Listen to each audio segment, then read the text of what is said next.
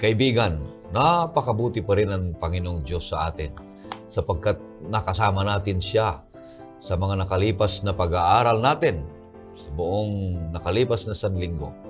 At ngayon ay patuloy tayong nag-aaral ng kanyang mabuting balita at salita na patuloy na nagbibigay sa atin ng kapangyarihan at kasiyahan na nag-aaral ng kanyang mga salita.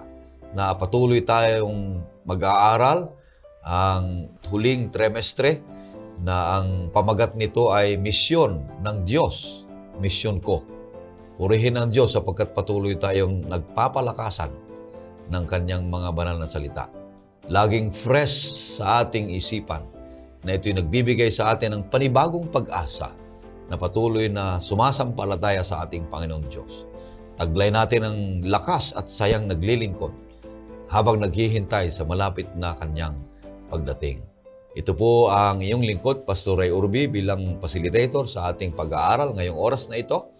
At nais kong batiin ang lahat ng mga viewers natin mula sa ibang bansa, sa may Hanford, sa Redwood City, sa may Thailand, sa Great Queens, New York, Wellington, sa may Kuwait, sa may Houston, Paris, at sa ibang mga lugar dito sa Pilipinas, sa may Kaluya, Central Zambales, Lubao, Baco, Mabalacat, Benguet, Bukidnon, Aklan, Romblon, sa may Bugabong, Nueva Vizcaya at Palina East, sa Magallanes, sa Bagong Sikat, sa may Kamiling, sa may Green Gate, at sa may Kalaka. Purihin ang Panginoong Diyos sapagkat patuloy kayong nanunood at nag-aaral ng kanyang banal na salita at patuloy na kayo sumusubaybay sa programang ito, Oras ng Pag-aaral. Sa lahat ng mga hindi ko pa nabanggit ay patuloy kayong sumusubaybay at magbigay kayo ng mga comments niyo dyan sa comment section para malaman namin kung saan po kayo lugar at saan nakakarating ang programang ito. Ang makakasama natin dito sa studio ay ating mga kaibigan na kamanggagawa. Una dito na nais nating batiin si Pastor Abraham Del Rosario. Siya po ang ating direktor ng publishing ministry dito sa NPUC. Kumusta kayo, Pastor Abe? Pinakamabuti, Pastor Ray and Pastor Ian. At binabati natin ang ating mga viewers. Nagpapabati po ang mga kapatid natin sa San Jose. Diyan po sa bandang Batangas. At sila ay masugid na sumusubaybay at sumusuporta sa ating programa. Ngayong Oktubre 14 na po ang distribution nito. At kinaapunan niyan ay kayo po ay makikisali sa pagbabahagi ng The Great Controversy. Sisikapin ninyo na nabasa ninyo ito para nag-aapoy sa puso ninyo ang pamimigay ng aklat. Then at the same time ay bagong-bago na po na nalimbag itong Health and Home, mga kapatid.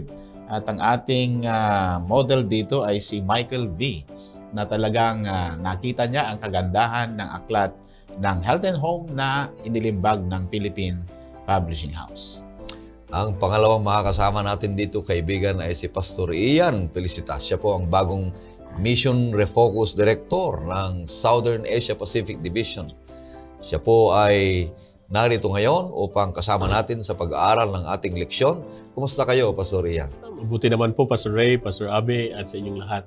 Ako po ay nalulugod dahil ang pinag-uusapan natin sa buong quarter na to at mga pag-uusapan natin ay tungkol sa misyon. At ang aking pong ginagampanang role ngayon sa ating tanggapan sa Southern Asia Pacific Division of the General Conference is ang Mission Refocus Initiatives Programs. At ito po ay may relationships, missions at mga missionaries, at isa ding pong bagay ay mahalaga na mabalik sa ating mga organizations, sa ating mga churches at sa ating mga puso ang misyon ng ating Panginoon. Pagbati po mula sa inyong lingkod ang pinapaabot ko po.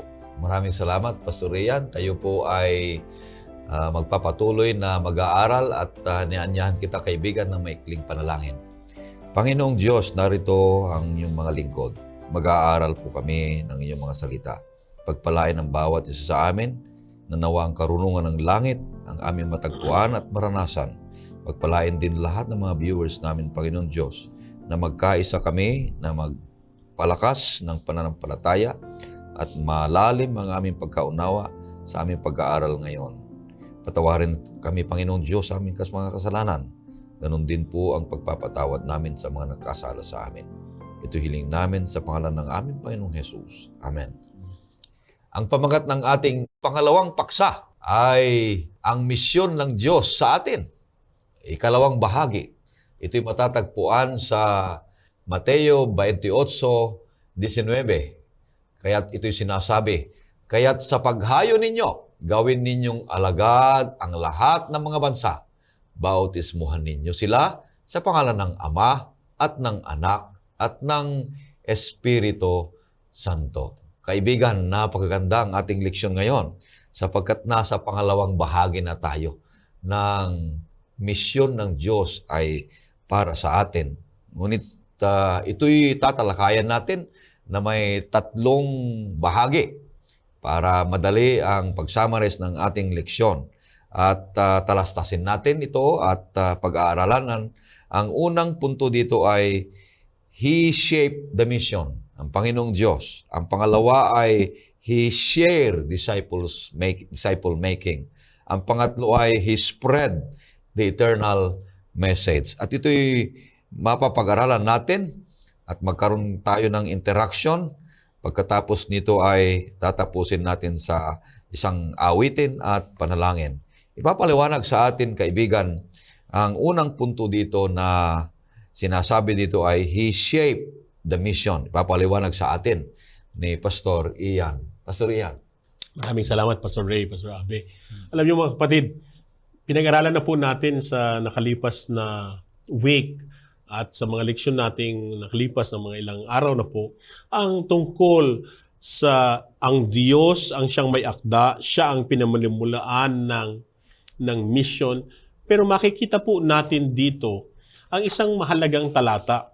Ang makikita po nating tala mula sa Mateo Kapitulo 28, versikulo 18 hanggang 20 ay ito po ang tinatawag ng maraming Kristiyano na mga tala tungkol sa misyon. Pero alam niyo mga kapatid, mahalagang maunawaan po natin ang ilang mga bagay sa talatang ito at sa mga ilang pong talata na makikita natin sa Biblia. Bakit mga kapatid? Pag pinag-usapan po natin ang misyon, nakita natin na ang misyon pala ay mula sa Diyos, na ito'y para sa atin dahil tayo'y napariwara, at ito din ay kanyang para sa bayan ng Diyos. So, pag sinabi natin, sino ba ang may akda ng misyon ng Diyos? Malinaw mula sa Biblia mga kapatid na ito ay mula sa Diyos. Pero gusto ko pong dalahin sa inyo, Pastor Ray, basahin po natin ang isang tala mula sa Biblia na masusumpungan sa Lucas 19, versikulo 10. Sabi dito, sapagkat ang anak ng tao ay dumating upang hanapin at iligtas ang nawala. So nakita natin dito, ito ngayon yung misyon ng Diyos. Iligtas yung mga nawawala. Ito din yung misyon ng kanyang bayan. Alam niyo po, sa aklat po ng Lucas, may isa pa pong talata na magiging malinaw kung sino ngayon at ang origin ng misyon na ito, kung kanino galing. Tingnan po natin ang nasa Lucas 24, ang mga talata po ay 49. Luke chapter 24, verse 49. At tingnan ninyo, ipapadala ko sa inyo ang pangako ng aking Ama. Subalit, manatili kayo sa lungsod hanggang sa mabihisan kayo ng kapangyarihan galing sa itaas. Ito po mga kapatid. Alam niyo po mga kapatid, ang salitang Trinidad or Trinity or the Triune God, sabi ng iba ay ito'y walang katotohanan. Pero pag pinag-aralan niyo po ang misyon at ang aral tungkol sa pagliligtas, ito po'y makikita natin lagi dito ang 3 persona ng Diyos. Pastor Ray, pakiulit pong basahin ang talatang ito. Lucas 24, versikulo 49. At tingnan ninyo, ipapadala ko sa inyo ang pangako ng aking Ama. Subalit, manatili kayo sa lungsod hanggang sa mabihisan kayo ng kapangyarihang galing sa itaas. Sabi niya. makikita natin dito na nandito ang persona ng anak na siyang nangako na ipapadala niya ito mula sa Ama at yung ipapadalang power na ito na walang iba kundi ang banal na Espiritu. Kung titingnan po pa natin ang ilang mga tala tulad ng Juan Kapitulo 20, versikulo 21 at 22. Pastor Ray, pwede po bang pakibasa ang talatang ito? Muling sinabi sa kanila ni Jesus, kapayapaan ang sumainyo. Kung paanong sinugo ako ng Ama, ay sinusugo ko rin naman kayo. At nang masabi niya ito, sila'y hiningahan niya. At sa kanila'y sinabi, tanggapin ninyo ang Espiritu Santo. Amen. So makikita natin mga kapatid, sa gawa ng pagliligtas, malinaw ang persona ng Trinity, ang Triune God. Ito'y isang gawa na hindi gawa ng isa, kundi gawa ng Diyos. At ang tatlong persona ng Diyos ngayon ay siyang pinagmuluan ng gawain ng pagliligtas. Kung babasahin natin ngayon ang tala na kanina ay binasa natin, Pastor, ipaglingkod mo po muli ang Mateo 28, versikulo 18 hanggang 20. Lumapit si Jesus at sinabi sa kanila, ang lahat ng otoridad sa langit at sa ibabaw ng lupa ay ibinigay na sa akin.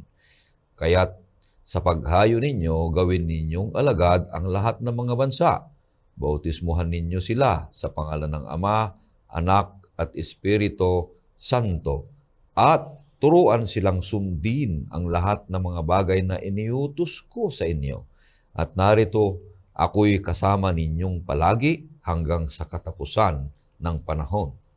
Isang napakagandang tala mga kapatid. Kung napakinggan niyo po ng mabuti, ang isang sentro din po nito ay ang central role ng ating Panginoong Hesukristo na tagapagligtas, na siya ngayon ang siyang nag-uutos sa kanyang mga disipulo. At siya din sa mga ilang talata pong nakita natin, yung kanyang main role sa pagliligtas.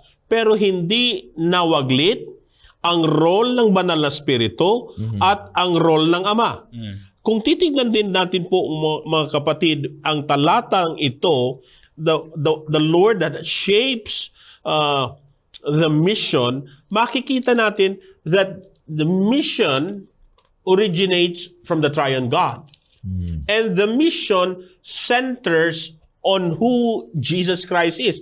Bakit mga kapatid? Isa pa pong talata na mula sa Juan Kapitulo 14, ang tala po ay 6. Pastor Ray? Sinabi sa kanya ni Jesus, ako ang daan at ang katotohanan at ang buhay. Sino man ay hindi makakarating sa Ama, kundi sa pamamagitan ko. So kung makikita natin mga kapatid, ang role ng pagkadiyos ng tatlong persona, si Kristo ngayon yung center ng pagliligtas na ito, at ang ating Panginoong Hesukristo sa tala po ng Juan 14:26, Pastor Ray? Subalit ang mang-aaliw, ang Espiritu Santo na susuguin ng Ama sa aking pangalan, siya ang magtuturo sa inyo ng lahat ng mga bagay at magpapaalala sa inyo ng lahat ng aking sinabi sa inyo. So, ngayon, ang tao ngayon ay may bahagi sa paghayo dahil tayo ngayon ay binigyan ng utos ng mula sa ating Panginoon at ang kapangyarihang para gumawa ng misyon ay mula rin sa Diyos na banal na Espiritu.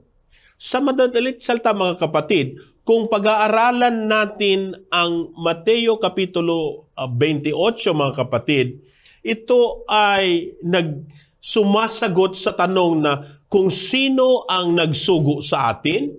Makikita din natin dito ang sagot sa kung anong dahilan kung bakit tayo sinusugo. At ito din ay nagsasabi kung sino ang sinugo. Ang sinugo ngayon para humayo, magdala ng balita ng misyon na mula sa Triune God, sa ating Diyos, na nakasentro sa ating Panginoon at mission natin ay ang Diyos. So, makikita din natin that we are sent to the nations ayon sa Great Commission. And when we are sent to the mission, makikita natin what is our task. Ito po yung dadagdagan ni Pastor Abby mamaya. Pero ang task natin dito mga kapatid, malinaw, una, humayo. Sa ating paghayo, tayo ay gagawa ng mga disipulos. At sa paggawa ng mga disipulos, sila ngayoy mabibinyagan, mababautismuhan, at sila'y dapat maaralan ng ayon sa aral ng ating Panginoon. Amen. So napakaganda mga kapatid. Pero alam niyo po, hanggang kailan ang gawain ng misyon na ito? Sa tala po ng versikulo 18 hanggang 20 ng kapitulo 28, ito ay hanggang sa mga huling araw. Lo, I am with you always until the end of times. Ibig sabihin mga kapatid, ang gawain ng pagpapahayag ng mabuting balita ng mula sa ating Diyos ay gawain na hanggang dumating ang ating Panginoon. Isang napakagandang shape ng mission ito. Ito ay isang konsepto ng isang pangunawa sa misyon na malalim. So hindi ito isang bagay na dapat kalimutan. So ibig sabihin, ay hindi pala to Pastor Ray, Pastor Abby na ang isang missionary or isang tao ay hindi ako makikisangkot sa gawain na inatang sa akin. Pastor Ray. Napakaganda.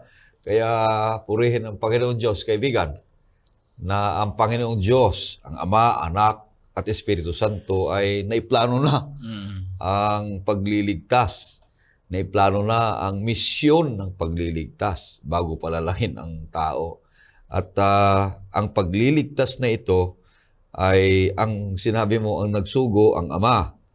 Ang sinugo, si Jesus. Pagkatapos si Jesus ay pumunta sa langit, sinugo niya sinabi niya ang banal na Espiritu. Ay kaya nagkakaisa. Purihin ng Panginoong Diyos na ang original na pinanggalingan nito ay galing din sa Panginoong Diyos para iligtas ang tao. Napaganda, Pastor Abby. Para hindi mawaglit ang mga tao. Napaganda nito.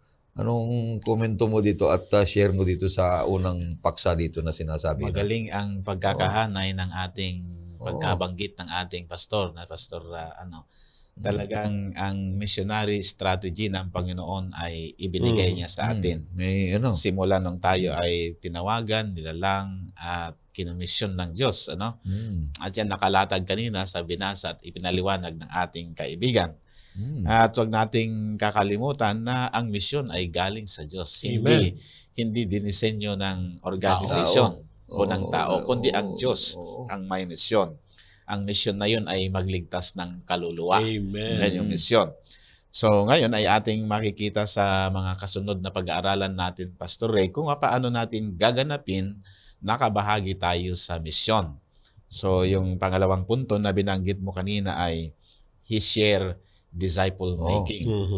So ngayon, ang making disciples ay merong focus at yung focus yan ay mission. Kaya nga ang SSD ay merong mission refocus. Mag-focus tayo muli, mag-refocus tayo kasi kaya hindi tayo natapos sa gawain ng Diyos, hindi tayo nakatupad doon sa go and make disciples. Hindi natin natupad yun. Ngayon, tatalakayin natin itong component of discipleship. Naalala ko yung binabanggit ni Jesus Christ sa Matthew chapter 9, verse 14. Ang sabi niya, "Follow me and I will make you fishers of men." Out of that passage ay meron akong natutunan. Yung salitang follow me ay you need to discover Jesus in your life before you share it to the other people. Kasi pag hindi mo na-discover si Jesus sa buhay mo, paano mo siya ibabahagi kung hindi mo kilala yung ibinabahagi mo? So yun. So pag na-discover mo na siya, i-disciple ka niya talaga. Yun yung process ng discipleship. Papasok dito yung I will make you. Ayan, yung salitang I will make you, i-develop ng Diyos yung buhay mo at pagkatao. Yun yung para bang mula sa isang makasalanang tao patungo sa isang disipulong nagre-reflect sa kanya ang likas ng ating Panginoon. So yung I will make you ay napakahalaga. That is developing or growing to become like Jesus in disciple making. Then yung kasunod dyan ay yung I will make you fishers of men. Yung fishers of men ay kapag ikaw ay na-discover mo na si Jesus, na-develop mo na, then i-deploy ka na niya. Ito na yung pag-aaralan natin ngayon na go and make disciples. Merong component of discipleship sa ating lesson. Unang-una ay yung relational. Maganda yun kasi dapat matuto tayo sa pamamaraan ni Jesus. Masipag sa pagdadalaw, house-to-house visitation, nananalangin, nagpapagaling ng mga may karamdaman, nagpapalayas ng mga demonyo, gumagawa ng mga kababalaghan. Yun ay mga estratehiya kung paano si Kristo ay naipaliwanag niya at naipalaganap niya ang ebanghelyo sa loob ng 3.5 taon. At napapansin natin na kapag tayo ay natuto kay Jesus sa kanyang pamamaraan, tayo ay kusang lumalago. The more na makikilala natin siya, the more na umiinit yung puso natin, lumalago tayo sa karunungan kung paano ibahagi ang ebanghelyo ng kaligtasan. At yung salitang disciple sa Greek terminology sa Matthew 28 verse 19 ay matetes. Yung teaching them all the things that I have commanded you. Naalala ko sa Matthew 18, mula doon sa 17, 18 to 20, nababanggit doon yung tatlong all. Binigyan tayo ng all authority. Oo. Tapos binigyan tayo ng teritoryong all nations. Tapos binigyan tayo ng mga turo na all teachings. All teachings. So, all authority, all nations, and all teachings. So, ito yung scope ng ating paglilingkod, mga kapatid. Wala kasi sa Tagalog, kaya nabanggit ko na yon, Pastor Ray.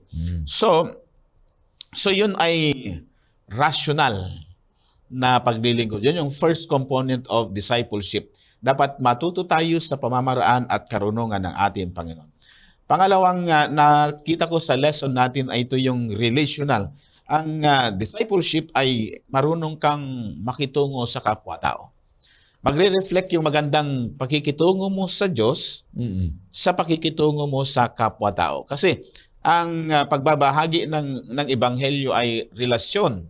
Hindi yung doctrine. Hindi yung magaling kang makipagdebate.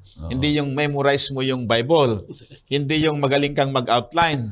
Hindi yung magaling kang mag-preach. Kundi it is relational experience ang pangingibanghelyo, mga kapatid. Why? Gusto kasi ng Panginoon na ang iglesia ay ito yung environment ng inclusion and acceptance. Okay? Kung nandyan ang Muslim, na mga kapatid natin lahat yan, na mga Hindus, na mga Buddhist, na mga iba't ibang sekta ng relihiyon, mga kaibigan natin yan at kandidato para doon sa langit na bayan. Gusto mong pakibasa mo, Pastor Ray, itong Galatia, Kabanata 3, setas na 28. Titingnan natin yung ebidensya kung paano ma-include ang community sa discipleship making. Walang Hudyo o Griego, walang alipin o malaya, walang lalaki o babae, sapagkat kayong lahat ay iisa kay Kristo Jesus. Oh, kaganda, no? Pag sinabing kayong lahat ay iisa kay Kristo Jesus, yan ay inclusion. Walang Jew, walang Greek, walang mayaman, mahirap, walang marunong, walang mangmang, walang mahusay at hindi mahusay. Lahat yan ay anak ng ating Panginoon. Kasama. Walang exclusive. Galatia chapter 6 verse 10, Pastor Ray. At titignan natin kung paano pinatunayan ito sa panahon ng paglilingkod ni Pablo sa iglesia ng Galatia. 6 verse 10. Kaya't habang may pagkakataon, gumawa tayo na mabuti. Yan. Sa lahat. Lalong-lalo na sa mga kabilang sa sambahayan ng pananampalataya. Ang ganda, no? Gagawa tayo ng mabuti sa lahat. Lalo na sa sambahayang mananampalataya. Magre-reflect kasi yan. Kabilang. Kabilang. Sa sambahayan. Kaya ang magre-reflect kasi yan eh. Meron akong naalala, Pastor Ray, na para maidiin natin yan. Nangaral ako minsan sa isang syudad dito sa Metro Manila. Ah. E di kumuha ako ng permit doon sa barangay captain. Sinabihan ba naman ako ng barangay captain, naku pastor, masisiro ka dito. Ay bakit mo ako sinabihang masisiro? Eh sabi niya, tignan mo ha, itong simbahan nyo nandito. Sabi niya, sa kabila. Doon naman sa kabilang pader, simbahan pa rin ninyo. Isang dipa lang ang pagitan. Masisiro ka dito, pastor. Eh bakit nga po? Eh kasi itong dalawang simbahan hindi nga magkasundo. Eh paano pa idadagdag mo pa kami sa simbahang hindi nagkakasundo? Ay pagkatapos ko talaga ng 2 linggo, hindi ako nakabinyag ng isa. Para hindi naman ako mapahiya, kumuha ako ng binyagan sa ibang distrito para meron na akong ilulubog. Ay talagang hindi inclusion yun kasi nagkaroon ng pagkawatak-watak ng division sa pagitan ng iglesia. So, mapanganib yun, Pastor Ray. So, Acts chapter 2, verses 46 to 47. Tingnan natin ito para mapatunayan natin na ang discipleship ay relation. At araw-araw habang sila'y magkakasama sa templo, sila'y nagpuputol-putol ng tinapay sa bahay-bahay. Oh, ganda.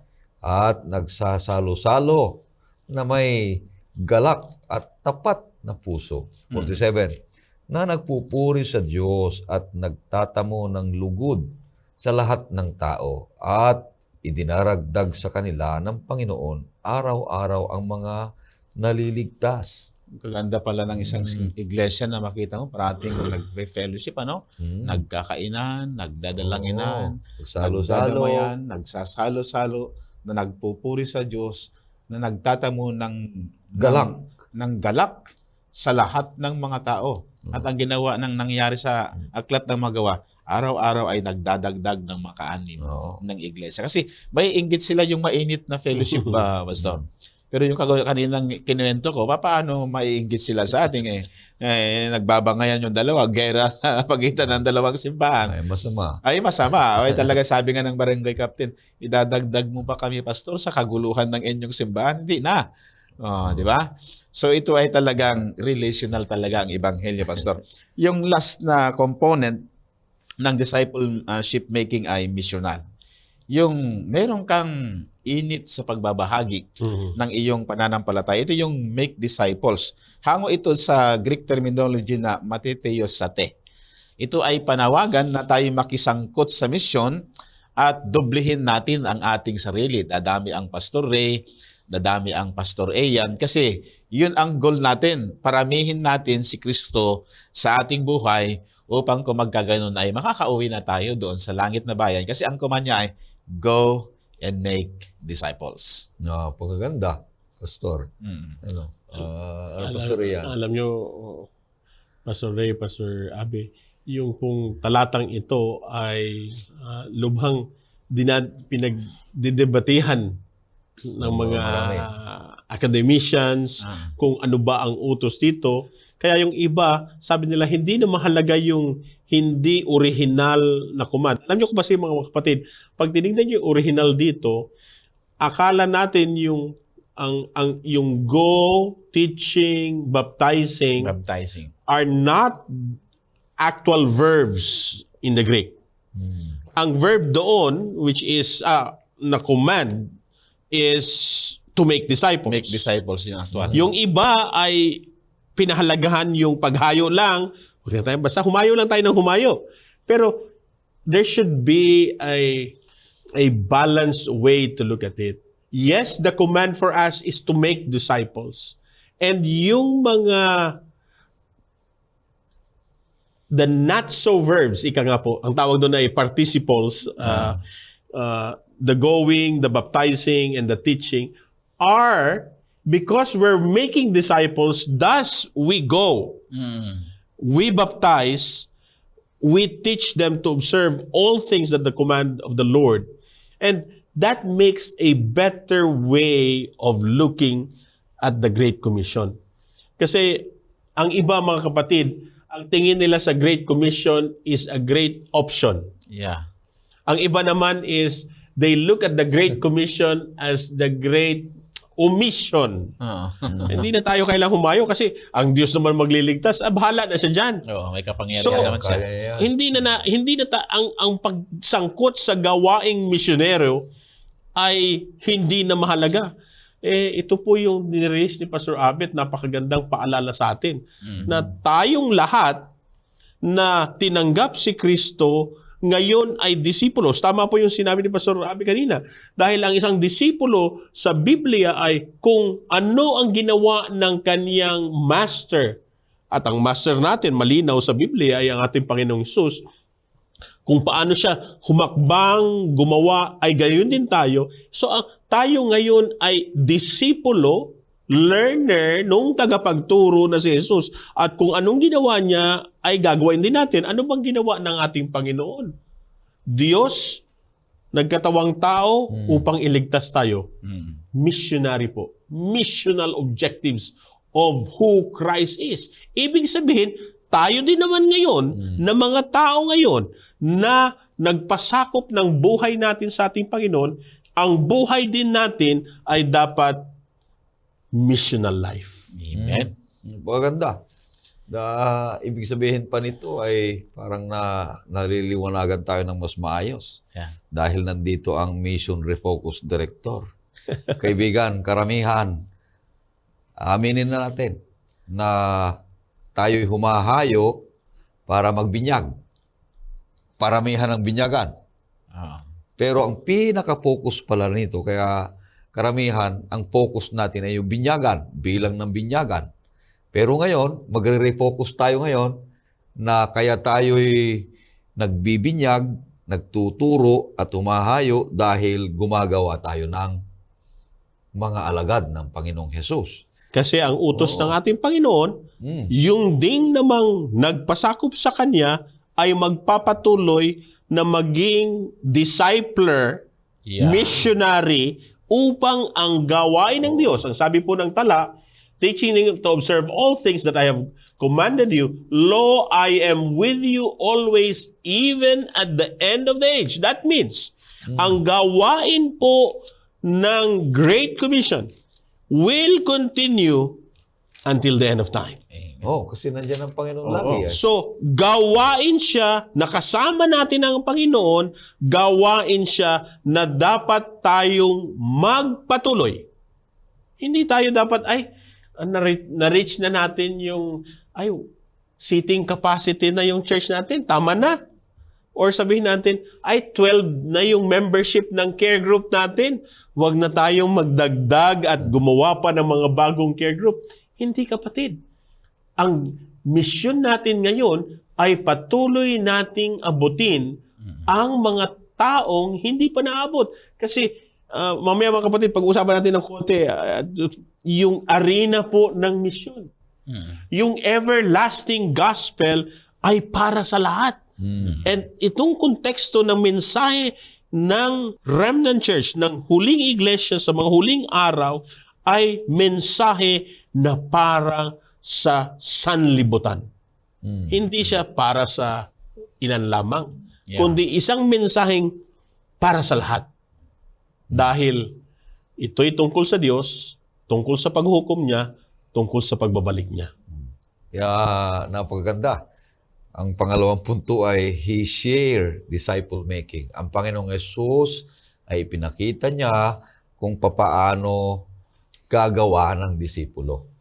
Paliwanag ni Pastor Abby kanina, nagayahin ang estilo ng ating Panginoong Hesus. Siya ay nakihalubilo. Itinuro niya ang tamang paraan ng pananalangin, pagbabasa ng banal na kasulatan, yung paghayo,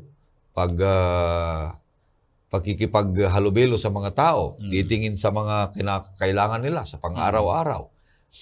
Mga kaibigan at kapatid, gayahin natin ang ating Panginoong Hesus na siya ay gumawa ng mga alagad para magkaroon tayo ng tamang focus, tamang direksyon. Dahil ang paggawa ng alagad ay mayroong sinasabing, tingnan mo ako. Kaya si Jesus laging tinitingnan ng mga disipulos. Tingnan mo ako kung yung connection ko sa Panginoong Diyos. Pagkatapos, pag nakita mo na ako, mayroong prinsipyo pa, ipaliwanag mo kung anong nakita mo sa akin. Yan. Yeah. Pag naipaliwanag mo na kung anong nakita mo sa akin, ay pwede mo nang ituro sa iba. Napaganda.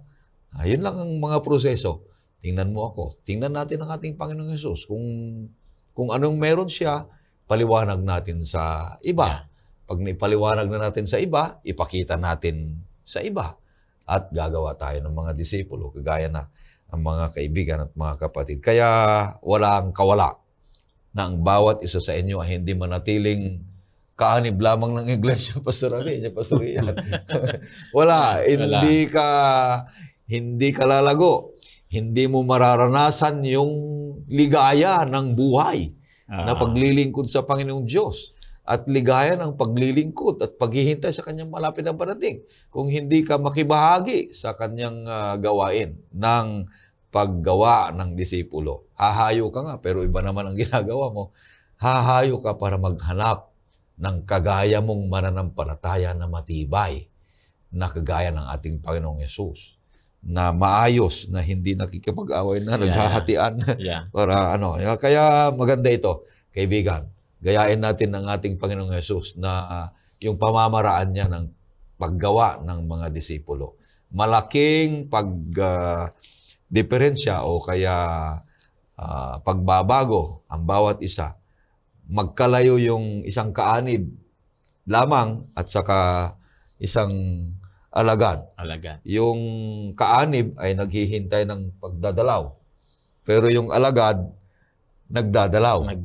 Yung kaanib, nagrireklamo na walang nagdadalaw sa kanya. Yung alagad, naghahanap ng kanyang dalawin. Yung yung kaanib ay gusto niya maligtas. Pero itong alagad, gusto niya rin maligtas, pero maghanap siya ng kasama niyang maliligtas na kagaya ng ating Panginoong Yesus. Kaya kaibigan, gayahin natin ang ating Panginoon. Magkaroon tayo ng refocus ngayon. Napakasaya ng ating pagmimisyon. Kaya narito yung pangatlong punto. Pagkatapos na yung unang punto ay He shaped the mission, galing sa Panginoong Diyos. He shared the disciple making para magmisyon. Bunga ng misyon ay ito naman yung He spread the eternal message. Ito na yung ipapaliwanag sa atin, Pastor Ian. Pagkatapos ay magkaroon tayo ng interaction. Kung papansin niyo mga kapatid, kanina po binanggit ko po yung everlasting gospel. Ang everlasting gospel mga kapatid ay kinakabubuan ng mensahe para sa mga huling araw. At itong mensahe na to, itong gospel na ito ay mula sa ating Panginoong Hesukristo. At ito'y tungkol sa Kanya, at hindi lang tungkol sa Kanya, it has this judgment concept and orientation of the everlasting gospel. It is the epitome of the totality of all the teachings of Jesus Christ, that Jesus Christ is Lord and God, He's Lord of the Sabbath, He's Lord of yung mga nagpasakop sa Kanya, and He's coming again. Bakit po may urgency yung pangangaral ng mensaheng ito? Alam niyo po yung pangangaral ng mensaheng ito ay makikita po natin na related siya doon sa mensahe ng tatlong sinugong anghel mula sa Apokalipsis 14, versikulo 6 hanggang patuloy. Pero makikita din po natin, Pastor Ray, pwede niyo po bang ipaglingkod yung Revelation 14 at ang tala po ay 6 hanggang 7, Pastor? At nakita kong isa pang anghel na lumilipad sa gitna ng himpapawid na may walang hanggang ebanghelyo na ipahayag sa mga naninirahan sa lupa, sa bawat bansa, lipi, wika at bayan. 7. Sinabi niya sa malakas na tinig, matakot kayo sa Diyos at magbigay luwalhati sa Kanya sapagkat dumating na ang oras ng Kanyang paghuhukom. At sambahin ninyo ang gumawa ng langit, ng lupa, ng dagat, at ng mga bukal ng tubig. So ito po yung part noong unang mensahe, at kung mabasahin niyo pong 8 hanggang patuloy hanggang 12, makikita niyo po ang kabuuan ng mensahe ng tatlong sinugong anghel. Pero dito po sa unang bahagi, yung verse 6 lalo na po, and another angel was flying in the midst of heaven, having the everlasting gospel to preach. So ibig sabihin, to preach is a missional language. Katulad po yan nung lengguwahe kanina na binasa natin sa Mateo 28, to make disciples. That is also a missional injunction. So, kung titingnan niyo po ngayon, ikaw ngayon ay may misyon to preach, to make disciples. Kung babasahin niyo po yung mga susunod na tala, para kanino? To those who live on the earth, and to every nation, tribe, tongue, and people. Tingnan pa po natin ang isang tala mula po sa Apokalipsis, Kapitulo 7, versikulo 9 at 10. Pastor?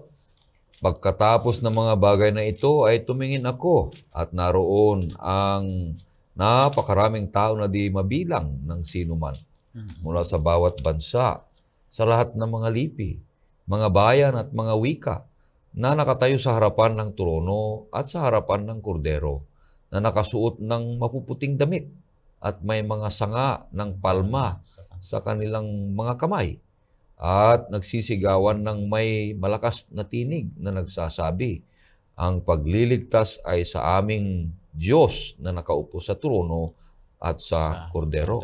Kung papansinin niyo mga kapatid, yung urgency ng pagliligtas ng mensahe ay nandoon, lalo na po ngayon na alam nating muling babalik ang ating Panginoon, ang paghukom na hindi na, kaya dadalhin natin pabalita. Ang pabalita ay para sa lahat. The world is the arena of mission. Yeah, amen. Ikaw at ako ay makikibaka sa gawaing ito, makikisangkot sa gawaing ito. Pero alam niyo po mga kapatid, doon sa Kapitulo 7 na binasa natin doon, nakita na natin doon na lubhang karamihan. Ibig sabihin, ito na yung fruits ngayon. Galing sa lahat ng lipi, bansa, Wika. tribo, wika. Lahat. Balikan din po natin ngayon muli para habang fresh pa po. Yung Mateo Kapitulo 28, balikan po natin ang tala mula sa talatang 20, kung hindi po ako nagkakamali. 20. Pastor?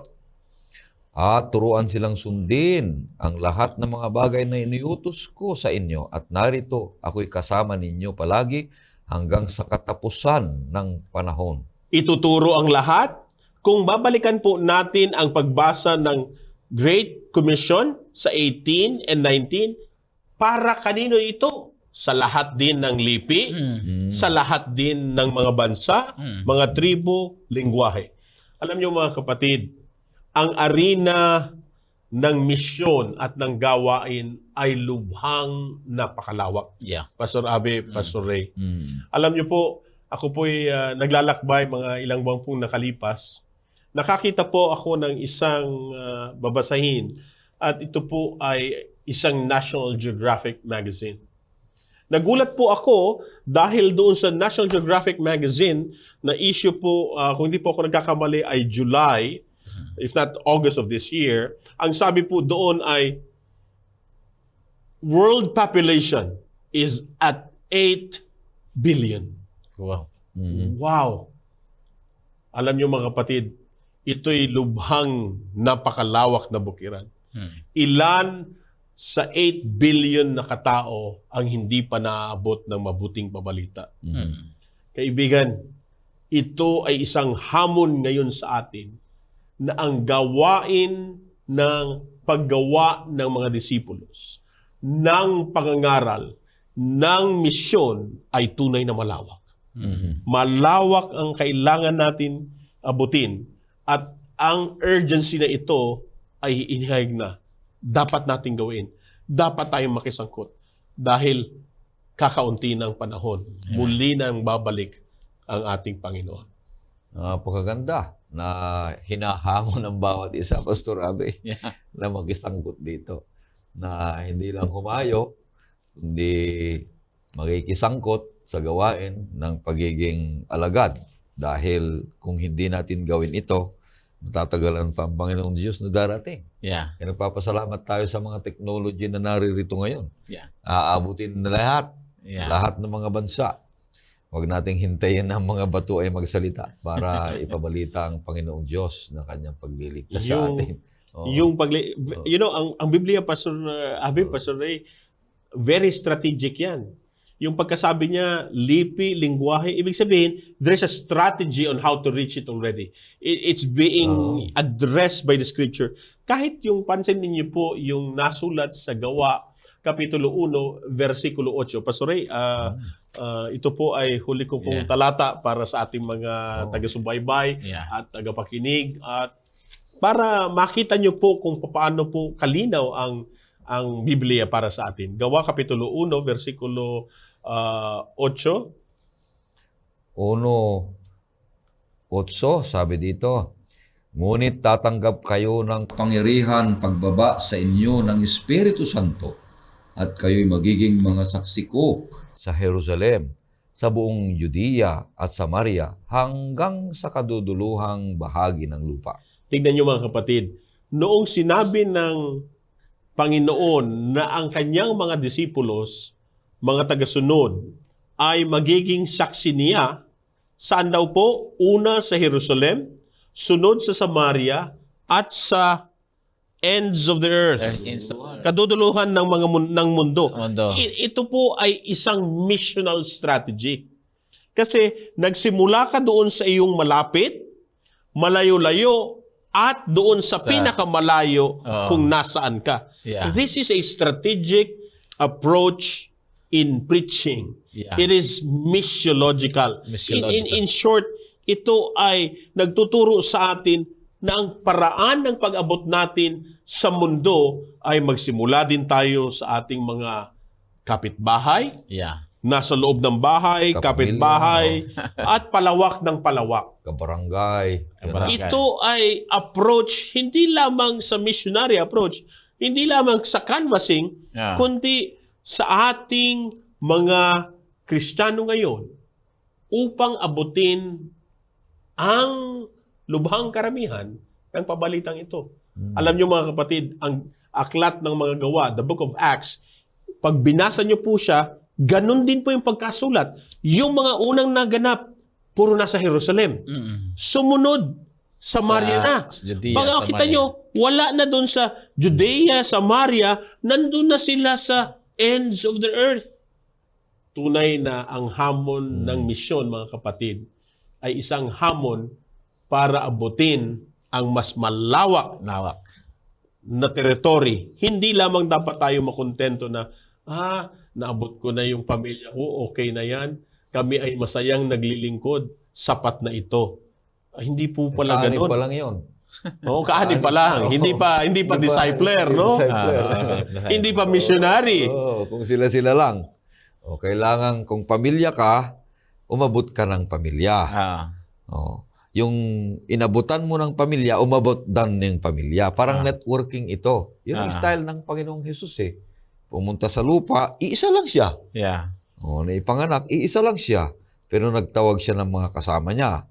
Pagkatapos natutunan nila kung ano yung buhay ng ating Panginoong Yesus at plano at misyon, ayun, nung natutunan niya, humayo na kayo.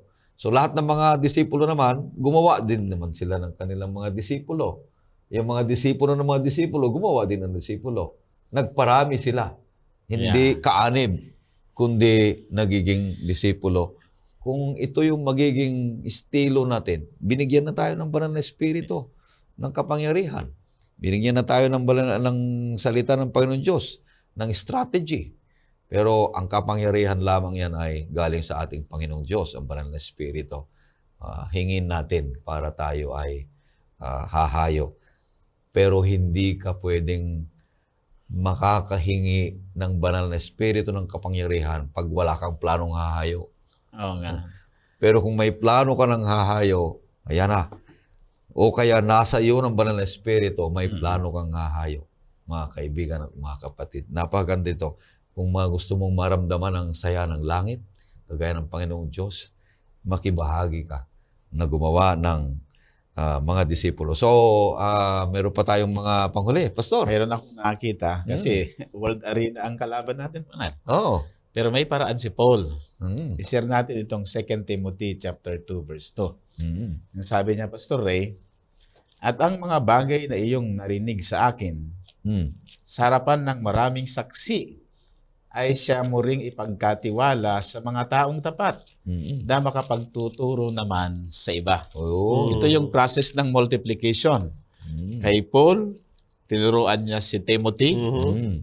At nung makatapos na maturuan ni Timothy, ay si Timothy nagturo sa mga taong tapat. Oh. Pero At itong hindi- mga taong tapat, nagturo na may sapat na kakayahan na magturo sa Sa iba. iba. Pero hindi po tumigil si Pablo na Oo, magturo. hindi Ibig pa. sabihin, hindi Meron hindi pa si titigil Titus. tayo. Patuloy pa rin. So, Oo. dumadami talaga. Nandyan si Titus, si Philemon, tinuruan niya. Oh. Si Onesimus, Mm. ang dami.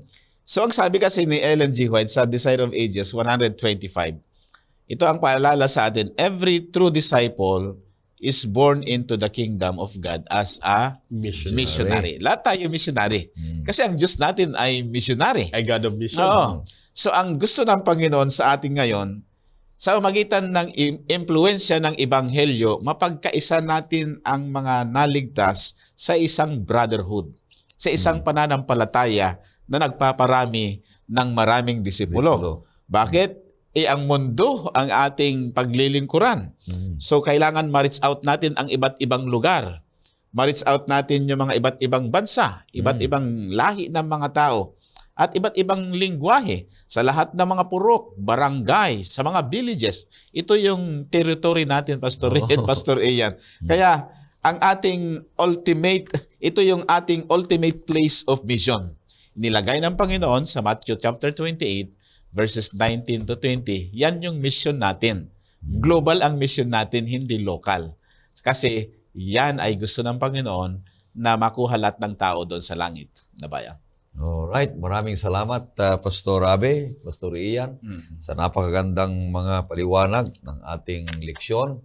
At tayo ay patuloy na susubaybay sapagkat ang misyon ng Diyos Yeah. ay yung ating misyon.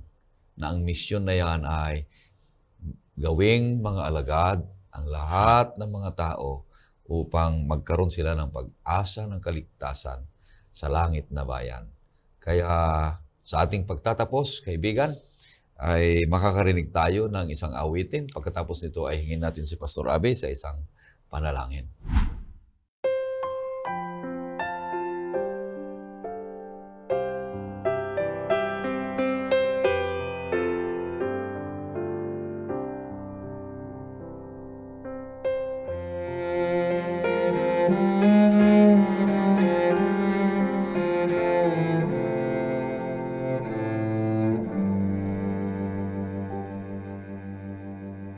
Give me ears to hear your spirit. Give me feet to follow through. Give me hands to touch the hurting and the faith to follow you.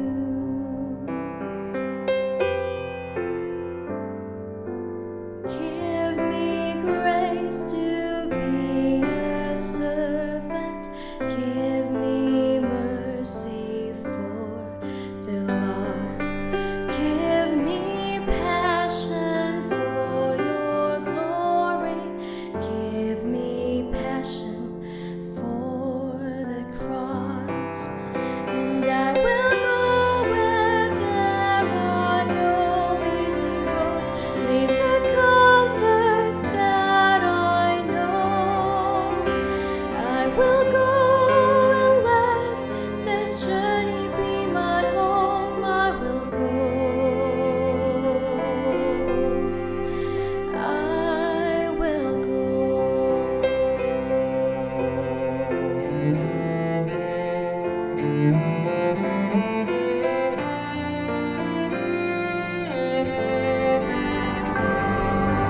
I let go of my ambition, cut the roots that run too deep.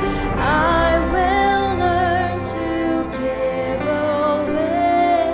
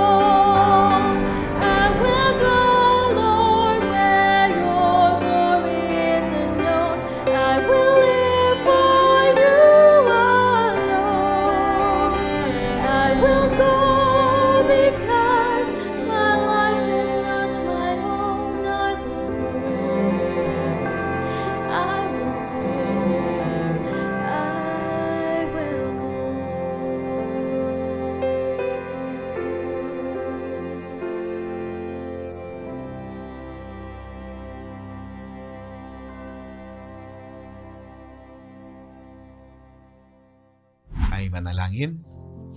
O dakila naming Panginoong Diyos, napakaganda ang usapan tungkol sa inyong gawain. Kayo ay nag-utos na kami po ay magparami ng mga alagad na maghahayag ng inyong karunungan at kabutihan.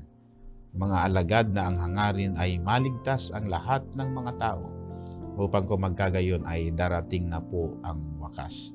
Tulungan ninyo kaming magampanan ito, O Panginoon, sa magitan po ng pagpaparami ng maraming disipulo. At kung inyo pong luluobin, O Panginoong Diyos, ay aming pong ma-reach out ang lahat ng uri ng tao sa sulok ng aming pong bansa, sa sulok po ng aming pong daigdig. At sa magitan nito ay magkakaroon ng iisang mananampalatayang ang hangarin ay kayo ay purihin at sampay. Pagpalain po ang aming mga viewers, pagpalain din po ang oras ng pag-aaral, bahagi po ng pagbabahagi ng inyong karunungan upang kayo ay maluwalhati. Salamat po sa inyong ibanghelyong walang hanggang, nagpapabatid at naghahatid ng isang mapagmahal na Diyos na nagpanukalang hanapin ang bawat isa sa amin upang kaming lahat ay mga ligtas. Tawad po sa mga pagkukulang. Salamat po sa pagtanggap ninyo sa bawat isa. Sa pangalan ng aming Panginoong Jesus. Amen. Kaibigan, patuloy na ikaw ay susubaybay sa ating programang Oras na Pag-aaral sapagkat mahal ka ng Diyos kagaya ng pagmamahal namin sa iyo.